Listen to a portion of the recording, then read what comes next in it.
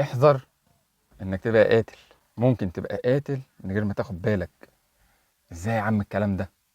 الناس اللي بتفتي بمنتهى البساطة وبمنتهى السهولة في اي حاجة تتسأل فيها من غير ما يكون عندها علم، من غير ما تكون اهل الفتوى، خلي بالك انت بتعمل كارثة.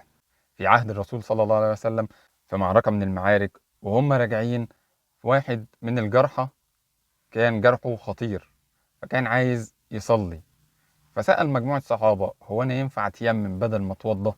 قالوا له لا، المية موجودة ما ينفعش تتيمم. فالراجل اتوضى، المية جت على الجرح دخلت جوه مات. الرسول صلى الله عليه وسلم لما عرف قال إيه؟ قال قتلوه قتلهم الله.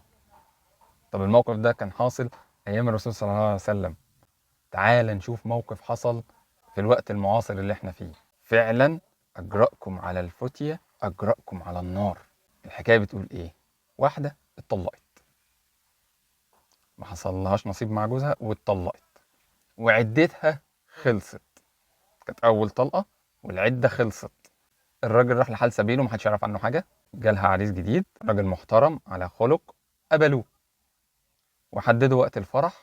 وجه وقت الفرح والناس هايصة ومبسوطة، والعروسة قاعدة جوه مع الستات، والرجالة قاعدة بره مع كل واحد قاعد مع أصحابه.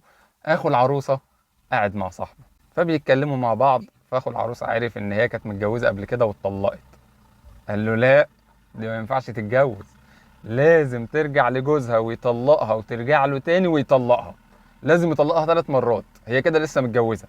اخو العروسة ما كدبش خبر وراح داخل على الرجالة، يا جماعة ما فيش فرح النهاردة، دي العروسة متجوزة كده. طبعا العريس الله يلعنكم والله يخرب بيوتكم ومنكم لله. وابو العروسة طب ساكت مات.